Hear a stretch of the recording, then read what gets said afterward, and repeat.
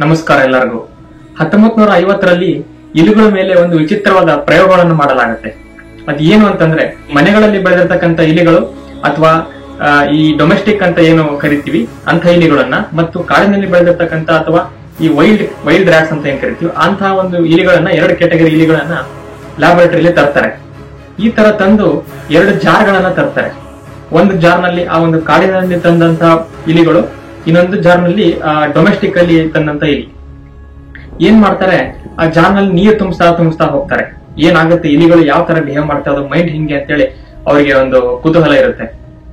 ಏನಾಗುತ್ತೆ ಅದರ ರಿಸಲ್ಟ್ ಅಂತಂದ್ರೆ, ನೀರ್ನ ರೈಸ್ ಮಾಡ್ತಾ ಲೆವೆಲ್ ಅಲ್ಲಿ ಹೋದಾಗ ಈ ಮನೆಗಳಲ್ಲಿ ಬೆಳೆದಿರ್ತಕ್ಕಂಥ ಅಥವಾ ಡೊಮೆಸ್ಟಿಕ್ ಕ್ಯಾಟ್ಸ್ ಗಳು ಏನಿರುತ್ತೆ ಅದು ಹೆಂಗೋ ಮಾಡಿ ಒದ್ದಾಡ್ಬಿಟ್ಟು ಆ ಗ್ಲಾಸ್ ಇಂದ ಹೊರಗೆ ಓಡೋಗ್ಬಿಡುತ್ತೆ. ಆದ್ರೆ ವಿಚಿತ್ರ ಏನಪ್ಪಾ ಅಂತಂದ್ರೆ, ಈ ಕಾಡಿನಲ್ಲಿ ಬೆಳೆದಿರ್ತಕ್ಕಂಥ ರ್ಯಾಟ್ಸ್ ಏನಿದಾವೆ, 2 ಒಂದೇ ಜಾತಿ ರ್ಯಾಟ್ಸ್ ಗಳು, ಅದಕ್ಕೆ ಏನ್ ಮಾಡ್ಬೇಕು ಅಂತ ಗೊತ್ತಾಗಲ್ಲ. ನೀರ್ ರೈಸ್ ಆಗ್ತಾ ಇರುತ್ತೆ, ಅದು ಹಂಗೆ ಉಸಿರು ಗಟ್ಟಿಯಲ್ಲಿ ಪ್ರಾಣ ಬಿಟ್ಬಿಡುತ್ತೆ. ಇದು 1ನೇ ಎಕ್ಸ್ಪೆರಿಮೆಂಟ್ ನ ರಿಸಲ್ಟ್ ಈ ತರ ಆಗಿರುತ್ತೆ. 2ನೇ ಸಲ ಸೇಮ್ ಎಕ್ಸ್ಪೆರಿಮೆಂಟ್ ಮಾಡ್ತಾರೆ.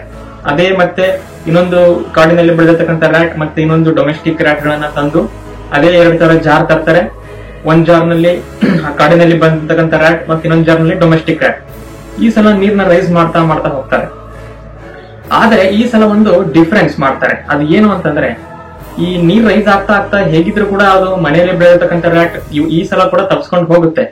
ಈ ಕಾಡಿನಲ್ಲಿ ಬೆಳೆದಿರ್ತಕ್ಕಂಥ ರ್ಯಾಟ್ ಇದೆಯಲ್ಲ, ಅದಕ್ಕೆ ಏನ್ ಮಾಡ್ತಾರೆ ಅಂದ್ರೆ, ಒಂದು ಪೈಪ್ ಇಂದ ಒಂದು ಬ್ರಿಡ್ಜ್ ತರ ಕನೆಕ್ಟ್ ಮಾಡ್ತಾರೆ. ಆ ನೀರಿಂದ ಹೊರಗೆ ಬರಕ್ಕೆ ದಾರಿ, ಅಂದ್ರೆ ಅದಕ್ಕೆ ಹೊರಗೆ ಬರಕ್ಕೆ ಈಸಿ ಆಗಲಿ ಅಂತ.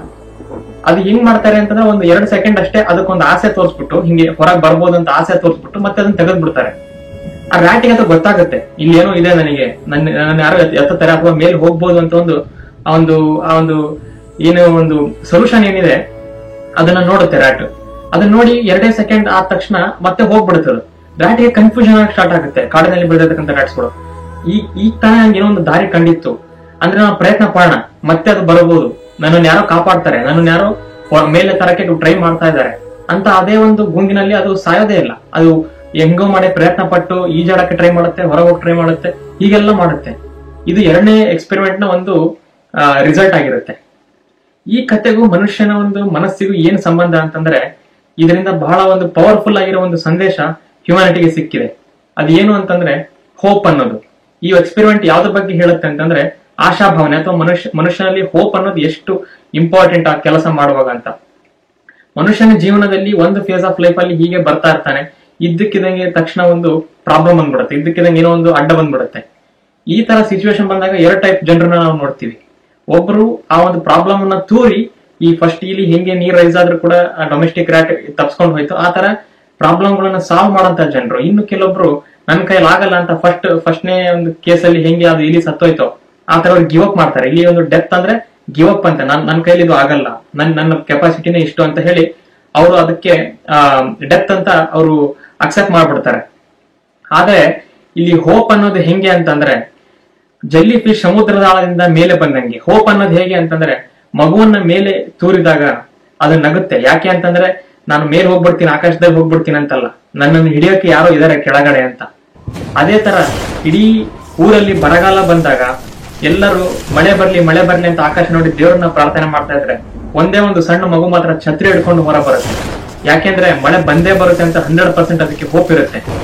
ಸೊ ಈ ತರ ಎಲ್ಲಾ ಕೆಲಸಗಳಲ್ಲೂ ಮುಂದೆ ನನಗೆ ಏನೋ ಒಂದು ಆಗುತ್ತೆ ಅಂದ್ರೆ, ಇದು ಪ್ರತಿಫಲವನ್ನು ಬಯಸ್ದಂಗೆ ಅಂತ ಅಲ್ಲ, ಒಂದು ಗುರಿ ಇರಬೇಕು, ಹಿಂದೆ ಗುರು ಇರಬೇಕು, ಮುಂದೆ ಗುರಿ ಇರಬೇಕು ಅಂತ ಒಂದು ಮಾತಿದೆ. ಯಾರಿಗೆ ಒಂದು ವಿಷನ್ ಇರುತ್ತೆ, ಯಾರಿಗೆ ಒಂದು ಗುರಿ ಇರುತ್ತೆ, ಅದು ಅವರಿಗೆ ಪದೇ ಅಲಾರ್ಮ್ ತರ ಬಂದು ಅವರ ಕೆಲವೊಂದ್ಸಲ ಅವ್ರ ಕನಸಲ್ಲೂ ಕೂಡ ಅದು ಬರುತ್ತೆ. ಆ ಸಬ್ ಕಾನ್ಶಿಯಸ್ ಲೆವೆಲ್ ಹೋಗಿದ್ರೆ ಅದೇ ಒಂದು ಡ್ರೈವಿಂಗ್ ಫೋರ್ಸ್, ಅದೇ ಒಂದೇ ಒಂದು ಹೋಪ್ ಇಂದ ಮನುಷ್ಯ ದಿನ ಬದುಕ್ತಾನೆ. ಅದೇ ಒಂದು ಹೋಪ್ ಮನುಷ್ಯನಿಗೆ ಪರ್ಪಸ್ ಕೊಡ್ತಾ ಹೋಗುತ್ತೆ. ಆದ್ರೆ ಈ ಹೋಪ್ ಇಷ್ಟೊಂದು ಇಂಪಾರ್ಟೆಂಟ್ ಆಗಿದ್ರೆ ಇದನ್ನ ಹೆಂಗೆ ಬರ್ಸ್ಕೊಳ್ಳೋದು ಅಂತಂದ್ರೆ, 2 ಸಿಂಪಲ್ ಸ್ಟೆಪ್ ಇದೆ. 1ನೇ ಸ್ಟೆಪ್ ಅಲ್ಲಿ ಪ್ರೆಸೆಂಟ್ ಅನ್ನ ಎಂಜಾಯ್ ಮಾಡ್ತಾ ಹೋಗೋದು. ಹೇಗೆ ನಮಗೆ ಹಿಂದಾಗಿರೋ ಘಟನೆಗಳ ಮೇಲೆ ಕಂಟ್ರೋಲ್ ಇಲ್ಲವೋ, ಅದೇ ತರ ಮುಂದೆ ಫುಲ್ ಫ್ಯೂಚರ್ ಅಲ್ಲಿ ಕೂಡ ನಮಗೆ ಕಂಟ್ರೋಲ್ ಇಲ್ಲ. ಆದ್ರೆ ಪ್ರೆಸೆಂಟ್ ಮೂಮೆಂಟ್ ಅಲ್ಲಿ ನಾವು ಏನ್ ಮಾಡ್ತಾ ಇದೀವಿ, ಈ ಕ್ಷಣದಲ್ಲಿ ಹೆಂಗೆ ಕಳೀತಾ ಇದೀವಿ, ಈ ಕ್ಷಣಕ್ಕೆ ನಮಗೆ ಬೇಕಾಗಿರೋ ಕೆಲಸಗಳನ್ನ ಮಾಡಲು ಈಗ ಪ್ರಯತ್ನ ಪಡ್ತಾ ಇದ್ದೀನ, ನಾನು ಅದಕ್ಕೆ ಕಷ್ಟ ಪಡ್ತಾ ಇದ್ದೀನ ಅಂತ ಈ ಕ್ಷಣವನ್ನ ಕನ್ಫರ್ಮ್ ಮಾಡಿದ್ರೆ ಯಾವುದೇ ಒಂದು ಚಿಂತೆ ಇರೋದಿಲ್ಲ. ಆಮೇಲೆ ಇನ್ನೊಂದು ಆರ್ಟಿಫಿಷಿಯಲ್ ಸ್ಟಿಮ್ಯುಲೇಷನ್ ಅಂತ.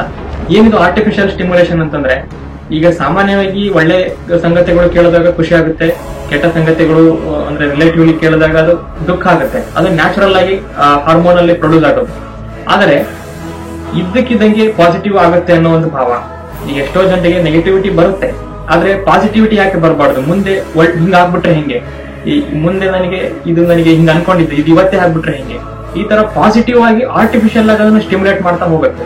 ಈ ತರ ಮಾಡ್ತಾ ಹೋದಾಗ ಅದು ಬಿಹೇವಿಯರ್ ಆಗ್ತಾ ಹೋಗುತ್ತೆ, ಹವ್ಯಾಸ ಆಗ್ತಾ ಹೋಗುತ್ತೆ. ಈ ಒಂದು ಅಭ್ಯಾಸ ಮಾಡ್ಕೊಳ್ಳೋದು, ಪಾಸಿಟಿವ್ ಘಟನೆಗಳನ್ನ ಸೀಕ್ ಮಾಡ್ತಾ ಹೋಗೋದು ಹೋಪ್ ಇಂದ, ಇದೆಲ್ಲ ಆಗೋದು ಆ ಒಂದು ಹೋಪ್ ಅನ್ನೋ ಪವರ್ ಇಂದ. ಈ ಬಿಹೇವಿಯರ್ ಅಲ್ಲಿ ಹೋದಂತಹ ಒಂದು ಈ ಹವ್ಯಾಸ ಇನ್ನು ಜಾಸ್ತಿ ಮಾಡ್ತಾ ಹೋದ್ರೆ ನೀವು ಇದು ಸಬ್ ಕಾನ್ಶಿಯಸ್ ಲೆವೆಲ್ ಹೋಗುತ್ತೆ. ಇದು ಕ್ಯಾರೆಕ್ಟರ್ ಆಗುತ್ತೆ. ಒಬ್ಬ ಮನುಷ್ಯನ ಕ್ಯಾರೆಕ್ಟರ್ ಕಂತನೂ ಜಾಸ್ತಿ ಹೋದ್ರೆ ಅದು ಪರ್ಸನಾಲಿಟಿ ಆಗಿ ಬಿಲ್ಡ್ ಆಗುತ್ತೆ. ಅವಾಗ ಈ ಒಂದು ಹೋಪ್ ಅನ್ನೋ ಒಂದು ಪವರ್ಫುಲ್ ಸಾಧನದಿಂದ ಏನನ್ನಾದ್ರೂ ಸಾಧಿಸಬಹುದು ಅಂತ ಹೇಳಿ ಈ ಒಂದು ಎಕ್ಸ್ಪೆರಿಮೆಂಟ್ ಮನುಕುಲಕ್ಕೆ ಹೇಳಿಕೊಟ್ಟಿದೆ. ಈ ಹೋಪ್ ಅನ್ನೋದು ಫೀನಿಕ್ಸ್ ಹಕ್ಕಿ ತರ. ಹೇಗೆ ಫೀನಿಕ್ಸ್ ಹಕ್ಕಿ ಸತ್ತ ಮೇಲೂ ಕೂಡ ಆ ಬೂದಿಯಿಂದ ಹೇಗೆ ಹುಟ್ಟಿ ಬರುತ್ತೋ, ಆಶಸ್ ಇಂದ, ರೈಸನ್ ಫ್ರಮ್ ದ ಆಶಸ್ ಅಂತ ಏನ್ ಕರೀತಾರೆ, ಆ ಒಂದು ಆಶಸ್ ತರ ಫೀನಿಕ್ಸ್ ಹಕ್ಕಿ ತರ ಹೋಪ್ ಅನ್ನೋದು ಮನುಷ್ಯನ ಒಂದು ಆಳದಿಂದ, ಅವನ ಹುಟ್ಟಿನಿಂದ ಸಾವಿನ ತನಕನು ಪ್ರತಿಯೊಂದು ಸೆಕೆಂಡ್ ಕೂಡ ಇರುತ್ತೆ. ನಿಮಗೆ ಇದೇ ತರಹದ ಬ್ರಹ್ಮಾಂಡಗಳ ವಿಷಯಗಳು ಮತ್ತು ಮನಸ್ಸಿನ ಬಗ್ಗೆ ವಿಷಯಗಳು ಇಷ್ಟ ಆದಲ್ಲಿ ದಯವಿಟ್ಟು ನನ್ನ ಚಾನಲ್ ಸಬ್ಸ್ಕ್ರೈಬ್ ಮಾಡಿ. ಧನ್ಯವಾದಗಳು.